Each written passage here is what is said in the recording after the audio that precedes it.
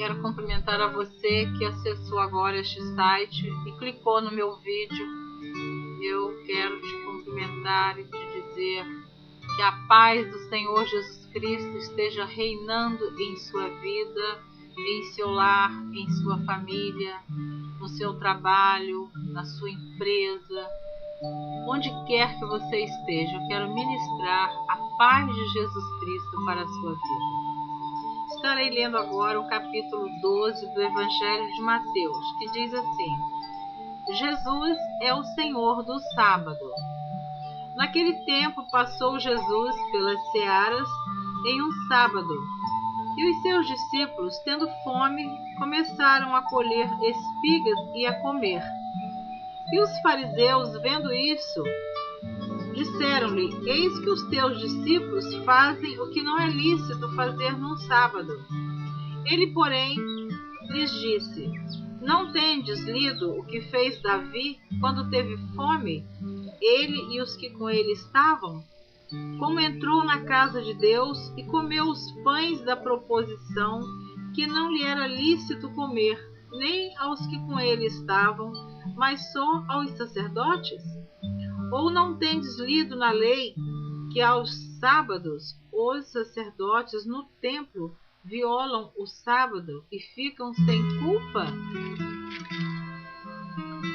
Pois eu vos digo que está aqui quem é maior do que o templo.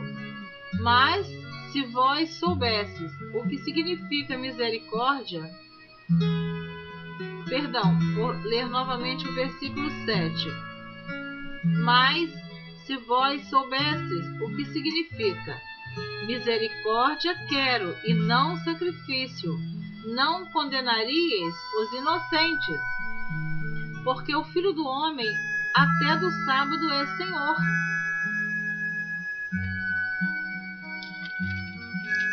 Mateus capítulo 12, a partir do versículo 9. A cura do homem que tinha uma das mãos mirrada. E partindo dali, chegou à sinagoga deles. Estava ali um homem que tinha uma das mãos mirrada. E eles, para acusarem Jesus, o interrogaram, dizendo: É lícito curar nos sábados? E ele lhes disse: Qual dentre vós será o homem que, tendo uma ovelha, se num sábado ela cair numa cova, não lançará a mão dela e a levantará? Pois quanto mais vale um homem do que uma ovelha? É por consequência lícito fazer bem nos sábados? Então disse aquele homem: Estende a mão. E ele a estendeu, e ficou sã como a outra. E os fariseus, tendo saído, formaram um conselho contra ele para o matarem. Jesus, sabendo disso, retirou-se dali. E acompanhou uma grande multidão de gente, e ele curou a todos. E recomendava-lhes rigorosamente que o não descobrissem, para que se cumprisse o que fora dito pelo profeta Isaías, que diz: Eis aqui o meu servo, que escolhi, o meu amado, em quem a minha alma se compraz. Porei sobre ele o meu espírito, e anunciará aos gentios o juízo. Não contenderá, nem clamará, nem alguém ouvirá pelas ruas a sua voz. Não esmagará cana quebrada, e não apagará o morrão que fumega, até que faça triunfar o juízo.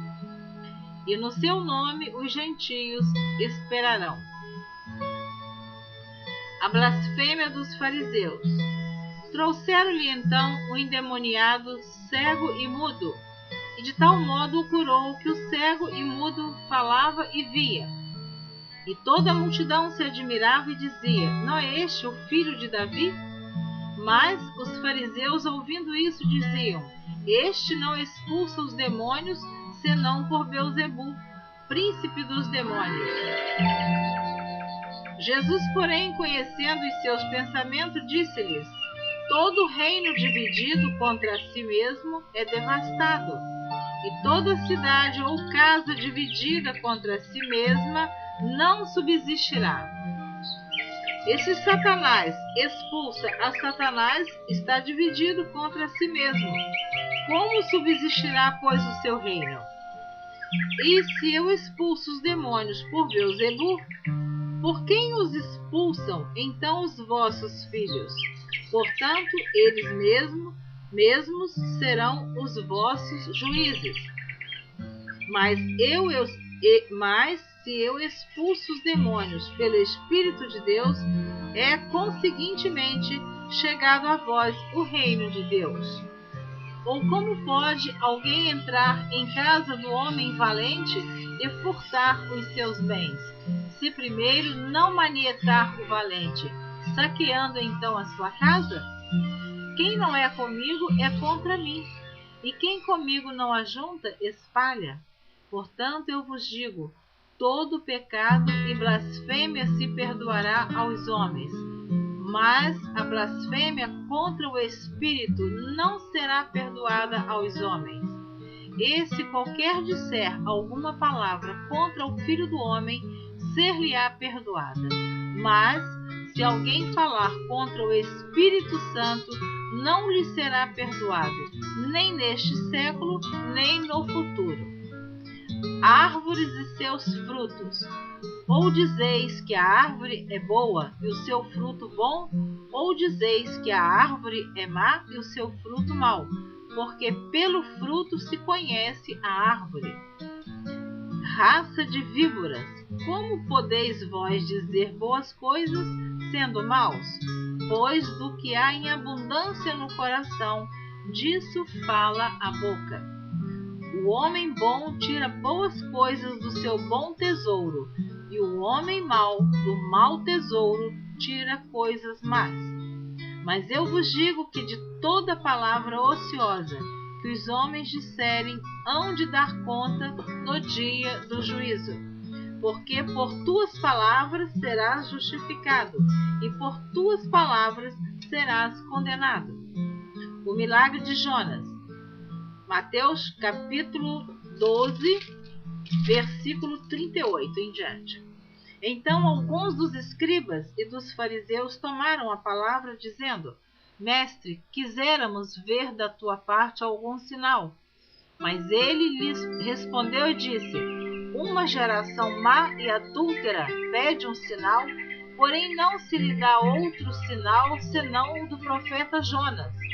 Pois como Jonas esteve 3 dias e 3 noites no ventre da baleia, assim estará o Filho do Homem 3 dias e 3 noites no seio da terra. Os ninivitas ressurgirão no juízo com esta geração e a condenarão, porque se arrependeram com a pregação de Jonas. E eis que está aqui quem é mais do que Jonas. Você vai ouvir na minha próxima gravação o capítulo 12 do Evangelho de Mateus, a partir do versículo 42. Eu quero te abençoar mais uma vez e desejar que você tenha um dia, uma noite, uma tarde, uma semana, um mês, um ano, uma vida inteira de bênçãos de Deus. Mas para isso, para você ser abençoado, creia que Jesus Cristo é o Salvador. Somente Ele pode perdoar os seus pecados e te levar para o céu. Amém.